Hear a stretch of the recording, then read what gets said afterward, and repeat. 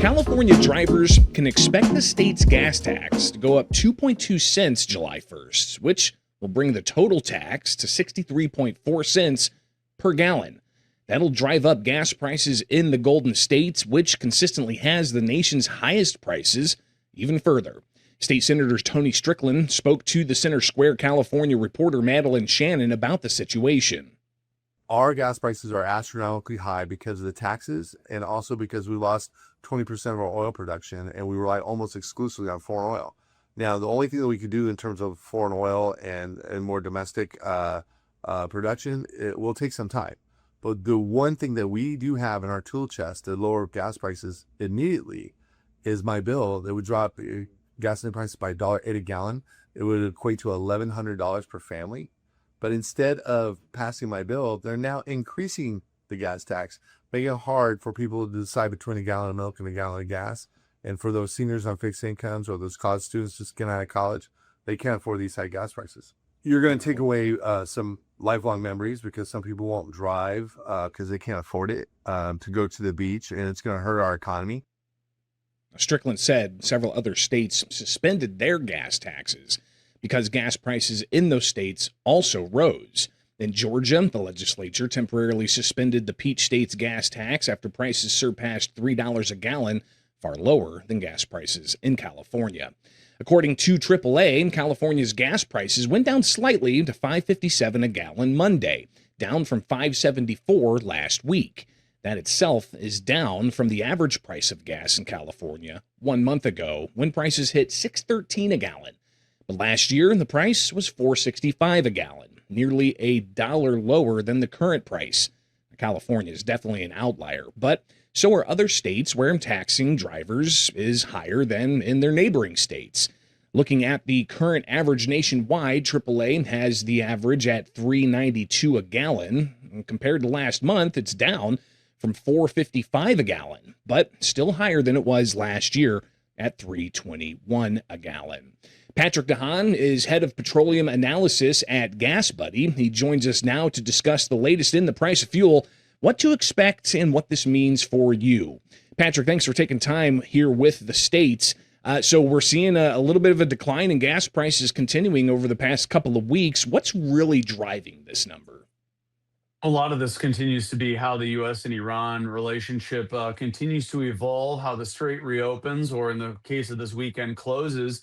But the trend has been good for consumers. Both gasoline and diesel prices now have fallen for 6 straight weeks. According to the latest Gas Buddy data, the national average now 15 cents a gallon lower than a week ago at $3.86 a gallon, while diesel prices have now fallen back below the $5 a gallon mark. Prices now are down by 67 cents compared to a month ago, so a tremendous decline. Whether or not that continues really depends on the ongoing situation between the U.S. and Iran. The Treasury Department today authorizing Iran to sell oil in the global market. The ease in sanctions is something that we haven't seen in several years. That essentially pushing oil prices even lower, even after Iran suggested that the strait was closed over the weekend. A barrel of West Texas Intermediate crude oil now at its lowest level since March at $74 a barrel, even as the Department of Energy reported today that the Strategic Petroleum Reserve fell to another 43-year low. So whether or not we go up or down the road continues to be contingent on what the status of the strait is. While there was some disagreement over the weekend that caused Iran to close it, it does look like a couple of vessels are now starting to move again through that strait. Patrick, why is a area of flow of international goods halfway around the world impacting U.S. oil as much as it is? I mean, from what I hear is we've got a lot of, natural resources in the United States that we can tap into. How come the Strait of Hormuz is such a player in this? Well, the Strait of Hormuz is the waterway that sees generally a fifth of the daily amount of oil flowing through it. And now, with the better part of 4 months that strait being closed, the world has lost out on over 1 billion barrels of oil that would have flowed through the Strait of Hormuz. So collectively, global oil inventories have plummeted as the U.S. is now becoming a frequent choice of countries that can no longer get oil from the Middle East. More U.S. crude oil, including our strategic reserves, are flowing overseas. And that drop in our supply is sending our prices up, although not now for the time being, but it has in recent weeks. The other thing that's developed is that China has nearly cut its imports in half. That's been a big part of why oil prices have started to recede. Because while some oil is making it around the strait through the Saudi Arabian East West pipeline, demand has also dropped through China's reduction in imports. Looking at some of these maps as we opened talking about California's gas tax, essentially making it bright red on AAA's map across the country, having the highest gas taxes and the highest gas prices. And then you see some other states that are, having $3 a gallon. Talk about that difference across the country, especially with the summer driving season and people looking to take road trips and vacations.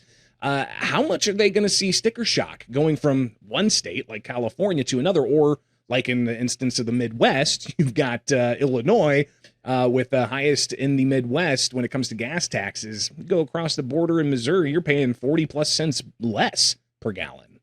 A lot of this does, as you mentioned, have to do with not only state gasoline taxes. Some states like Indiana have waived both of their gasoline taxes, creating some stations in Indiana at sub $3 levels. In fact, Indiana, the cheapest state, simply because it's waiving its gasoline taxes. California, on the other hand, with a significant amount of environmental programs like the Air Resources Board, a cap and trade program, or now a cap and invest program, along with the low carbon fuel standard, along with different blends of gasoline that are required in California, along with the highest state gasoline taxes, creates this environment where California prices are much higher.